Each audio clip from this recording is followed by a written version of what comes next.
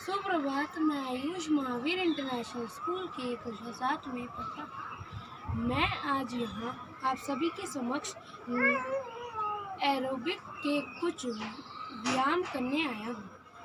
चलिए शुरू करते हैं।